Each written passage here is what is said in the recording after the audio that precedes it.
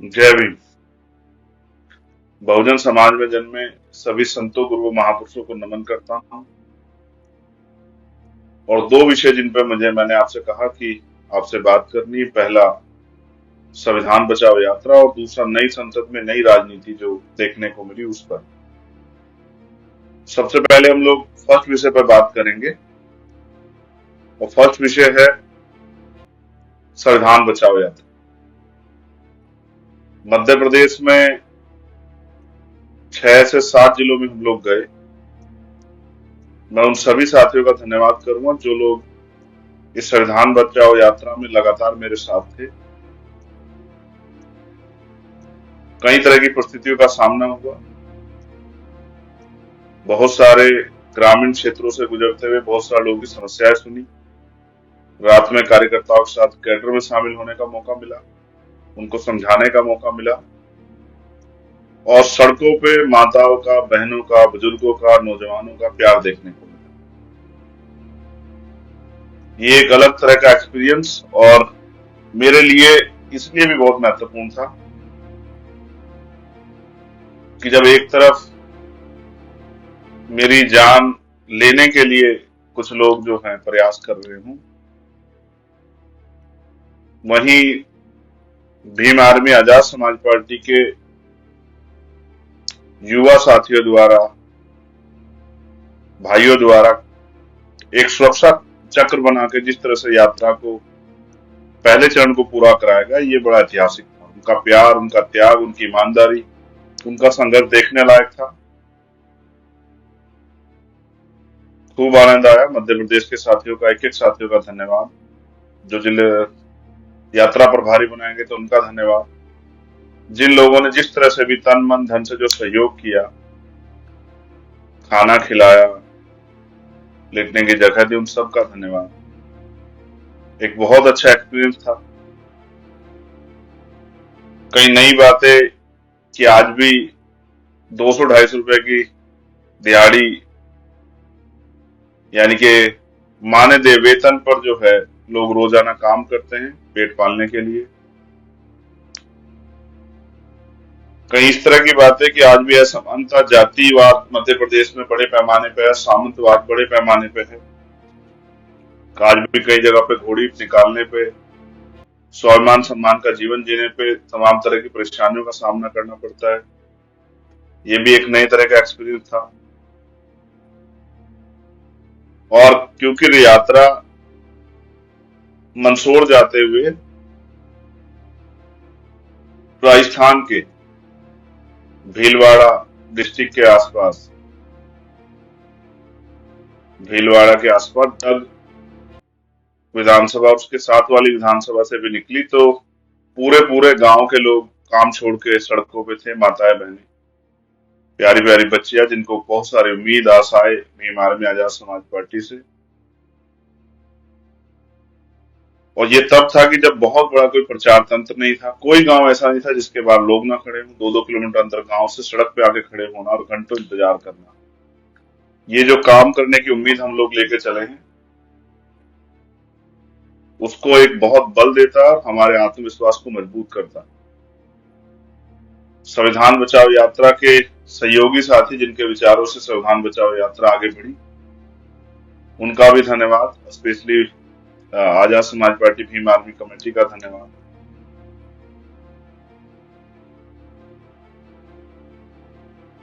ये पहली यात्रा, इसके बाद जो और यात्रा होंगी ज्यादा जमीनी होंगी।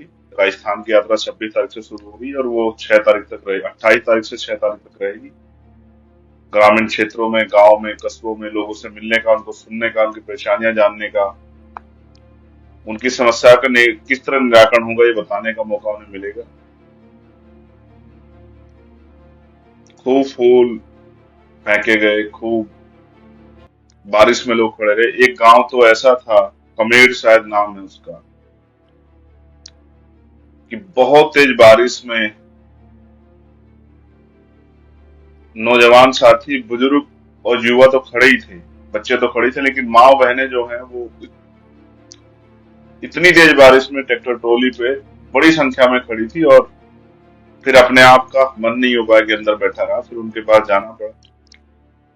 उन्होंने वहां वो आज मुझे हमारे यहाँ कम है लेकिन उधर पगड़ी बांधने का एक बहुत बड़ा वो है, सम्मान के तौर पे साफा वो पगड़ी के रूप में बांधते हैं। मैं भी सीख गया हूँ काफी हद तक बांधना, बहुत अच्छी तरह से नहीं सीखा लेकिन सीख गया हूँ।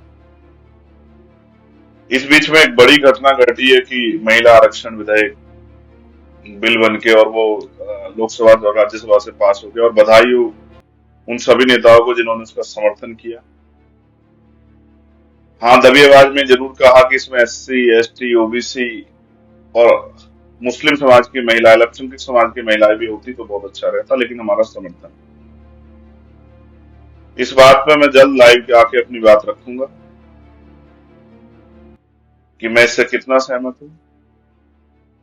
और अगर जिम्मेदारी के तौर पे कहूँ क्यों सहमत नहीं हूँ, ये भी रखूंगा। मैं इस पे सहमत नहीं हूँ, क्यों सहमत नहीं, बहुत जल्दी एक लाइव के माध्यम से रखूंगा कि इससे कितना बड़ा नुकसान वंचित वर्ग का, और मैं और हमारे साथी इसको इतनी आसानी से जो है इस षड्यंत्र को कामयाब नहीं होने देंगे। इसके विरुद्ध हमारा जो आंदोलन, मैंने बहुत सारे नेताओं को सुना उस समय के जब पिछली बार बिल आया था, और जिस तरह से उन्होंने विरोध दर्ज कराया वो ऐतिहासिक था। आज के नेताओं में इतनी कुव्वत नहीं है कि वो इस पे सवाल खड़ा कर पाते, लेकिन मैं आपको विश्वास से कहता हूँ कि बहुत जल्द जो है हम लोग इसको लेकर रणनीति बना के और अपना विरोध जो है वो बड़े पैमाने पर दर्ज कराएंगे। उसके साथ साथ बीएड के बच्चों का एक इश्यू हुआ, मैं बीएड के विद्यार्थियों के आज भी साथ हूं, और उनकी लड़ाई को बहुत जल्द उनकी लीडरशिप जो लोग काम कर रहे हैं उनके डाटा इकट्ठा करके उनसे बात करके एक बड़े प्रोटेस्ट को हम लोग करेंगे। जो बीटीसी के साथी हैं मेरे, उनसे कोई नाराजगी नहीं है, उनको भी उनका अधिकार मिलना चाहिए, लेकिन जिन बच्चों ने बीएड कर लिया है सरकार के राजपत्र के अनुसार, उनको उनके जीवन के बारे में भी हमें सोचना चाहिए, उनको भी उनके अवसर मिले इस बारे में सोचना चाहिए। जिम्मेदारी सरकार के वजह से आपसे मतभेद हुए हैं दोनों बीएड और बीटीसी के लोगों में, लेकिन मैं समझता हूँ सरकार को इस पर जल्द फैसला करना चाहिए।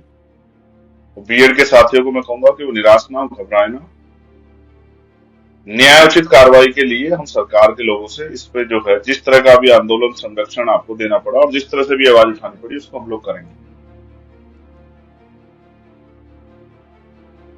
जिन लोगों को बीटीसी से अवसर मिला उनके लिए भी मंगल कामनाएं। वो इस बात से वो ना हो कि भाई हमारी शक्ति बहुत अधिक है और हम लोग प्रोटेस्ट करेंगे तो उनका हक छीनेगा, उनका हक नहीं छीनेगा, उनका हक भी उनको मिलेगा, लेकिन बीएड के 1.5 करोड़ से ज्यादा अभ्यर्थियों के बारे में भी हमें सोचना पड़ेगा। हम प्रयास करेंगे आपका हक छीने बगैर उनको उनका हक मिले।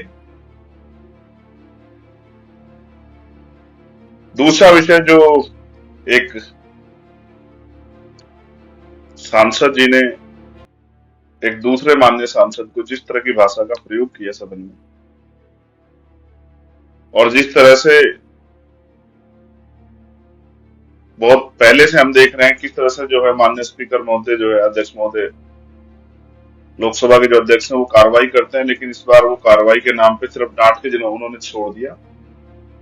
मैं इस घटना की जितनी निंदा करूं, और निंदा तो बहुत दिनों से करते हैं, निंदा से भी बुरा, इस पर जितनी सख्त कार्रवाई होनी चाहिए वो नहीं हुई, क्योंकि मैं इस बात को जानता हूं कि जो चीजें लोकसभा में कही जाती है उन पर लोकसभा के बाहर उस तरह कार्रवाई के लिए बाध्यता नहीं है। लेकिन मैं लोकसभा स्पीकर जी से, अध्यक्ष जी से उम्मीद करूंगा कि वो उन पर सख्त से सख्त कार्रवाई करेंगे, और ऐसी कार्रवाई की दोबारा कोई भी व्यक्ति किसी धर्म के व्यक्ति के प्रति, किसी जाति के व्यक्ति के प्रति ऐसी टिप्पणी करने और किसी भी मान्य सांसद के विरुद्ध ऐसी टिप्पणी करने से पहले, किसी समाज के खिलाफ एक भावना लेकर टिप्पणी करने से पहले 1000 बार सोचे। ऐसी सख्त कार्रवाई ऐसे सांसदों पर होनी चाहिए। मैंने माननीय सांसद को पहले भी सुना और उनके कर्तव्य, उसको उनकी वाणी में समझ आया कि सरकार उनको अपने मोहरे के रूप में यूज करते हैं, क्योंकि वो पिछड़े वर्ग से आते हैं, तो उनके जरिए जो है अपनी बात को कहलवाना आसान है। जो सरकार की नीयत है भारतीय जनता पार्टी की, जो नेचर है और जिस तरह की विचारधारा और जिस तरह के लक्ष्य पर वो लोग काम कर रहे हैं और जिस तरह का राजनीतिक एजेंडा उनका है, वो जानते हैं कि जब तक मुसलमानों को इस देश में गाली नहीं दी जाएगी तब तक वो हिंदुत्व के नाम पे एससी, एसटी, ओबीसी को भाई बना के कंसोलिडेट नहीं कर पाएंगे। लेकिन इसके परिणाम, भारतीय जनता पार्टी तो राजनीति के लिए करती है, लेकिन इसके परिणाम जो है दुनिया भर में, जो हमारे विदेश नीतियों पर और तमाम तरह से जो हमारे समाज के अंदर, हमारे प्रदेश और देश के अंदर जो नफरत फैलती है, उसका एहसास शायद भारतीय जनता पार्टी को नहीं है। उनके लिए सत्ता ही सब कुछ है, इसलिए वो इन बातों पे गौर नहीं करते, लेकिन मैं समझता हूं कि ये बातें गौर करने योग्य हैं, इन पे गौर होना चाहिए। हमारे माननीय सुप्रीम कोर्ट ने भी कहा कि हेट स्पीचेस पे हम लोग कार्रवाई करेंगे, लेकिन ये कैसी नई संसद है जिसके पहले सत्र में इस्लाम के मानने वाले लोगों को टारगेट करके इतना बड़ा अपमान और इतने अपशब्द कहने की हिम्मत सरकार के सांसद द्वारा की गई। मैं इसको एक सोची समझी साजिश मानता हूं, लेकिन सरकार इस बात को समझे, जो बात मैं आपसे कह रहा हूं, कि इसका कितना बड़ा रिएक्शन अरब कंट्रियों से आएगा और कितना जो है अरब कंट्रीज पे जो है उनके और हमारे संबंध जो देश के हैं, चाहे वो राजनीतिक संबंध हो या फिर तमाम तरह से जो आयात निर्यात को लेके व्यापारिक संबंध हमारे कितने खराब होंगे, इसका एहसास नहीं। और ये एक आपके राजनीतिक एजेंडा कितने लोगों की जान को भी के साथ खिलवाड़ कर रहा है, ये आपको नहीं पता। जो अरब कंट्री में हमारे लोग रहते हैं, स्पेशली जो हमारे बड़े पैमाने पे कमजोर वर्गों के लोग जो रोजगार करने के लिए वहां गए हैं, उनकी जान के साथ कितना बड़ा खिलवाड़ आपने किया आपको जानकारी नहीं है। उनके रोजगार के साथ कितना बड़ा खिलवाड़ आपने किया आपको जानकारी नहीं है। बस आपका एकमात्र उद्देश्य है कि आपका राजनीतिक एजेंडा कामयाब हो। मैं लोकसभा में तो नहीं हूं, अगर मैं लोकसभा सदस्य के रूप में होता तो शायद वही इस पे हम लोग जो है अपनी जवाबदेही सुनिश्चित करते। मुझे विपक्ष के साथियों से भी ये कहना है कि उसी दिन सदन को बंद करवा देना चाहिए था। उसी दिन जो है सदन के बाहर तत्कालिक रूप से हड़ताल पे बैठ जाना चाहिए था, आंदोलन करना चाहिए था, क्योंकि एक व्यक्ति का नहीं, एक समाज का मामला था। जब छोटी छोटी बातों पे वहां आंदोलन होते हैं, छोटे छोटे मुद्दों पे वहां आंदोलन होते हैं, अपनी बात रखी जाती है, विरोध दर्ज होता है, तो इतने बड़े मामले पे क्यों देरी हुई? उसका परिणाम ये हुआ कि ये पूरा मामला एक मजाक बन के रह गया और हम लोग आरोप प्रत्यारोप लगा रहे। ये एक घटिया सोच और घटिया मानसिकता जो भारतीय जनता पार्टी के नेताओं में, भारतीय जनता पार्टी के कैडर के इशारे पे, भारतीय जनता पार्टी के राजनीतिक एजेंडे के इशारे पे जो आ रही है, इसकी जिम्मेदारी देश के प्रधानमंत्री, गृह मंत्री और आरएसएस के जो हमारे प्रमुख हैं उनकी बैठती है कि वो सामने क्या कहते हैं, पीछे क्या कहते हैं, उनके मन में क्या है और वो उनकी जबान पे क्या, ये तमाम उन बातों को जो है ना चरितार्थ करता है जो हम लोग देखते हैं। वो बाहर से आए हुए मुस्लिम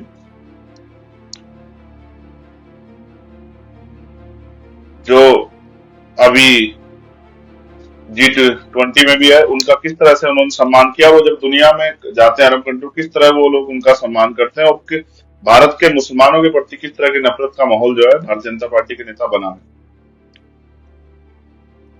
ये जितना भी जो है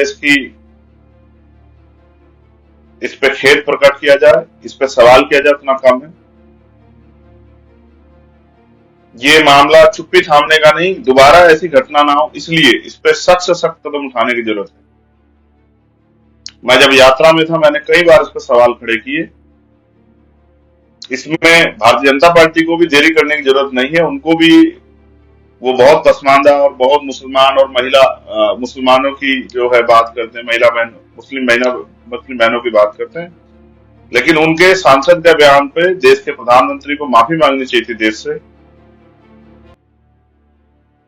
कि जिस संसद का बड़ा गुणगान करे, उस संसद में क्या जो है, किस तरह लोकतंत्र का चीरहरण हुआ, किस तरह से संविधान का चीरहरण हुआ, किस तरह से उनके सांसद ने देश की एकता अखंडता को ठेंगा दिखाने का काम किया, अपमानित करने का काम किया लोकतंत्र को। इस पे जो है जवाबदेही सुनिश्चित होनी चाहिए थी,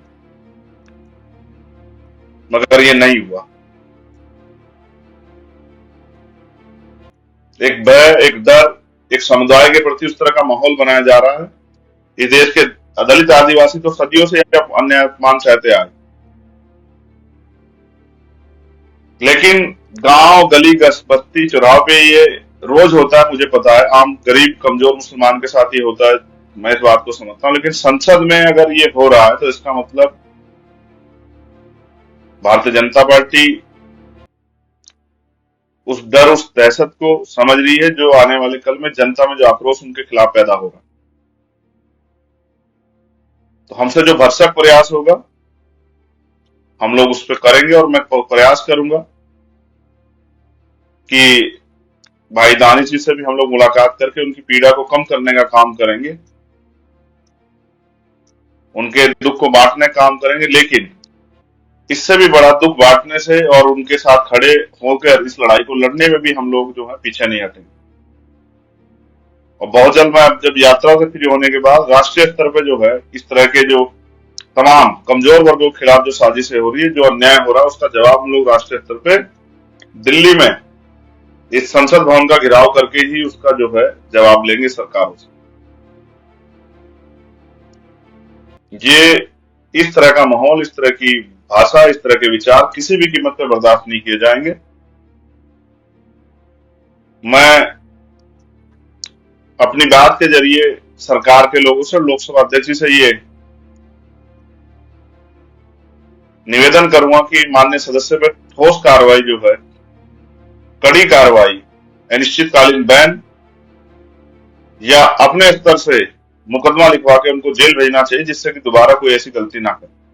अगर अब इस बार उन पे कार्रवाई नहीं हुई तो ये ट्रेंड बन जाएगा, दोबारा फिर कोई किसी मुसलमान को इस तरह के शब्द कह के अपमानित करने का काम करेगा।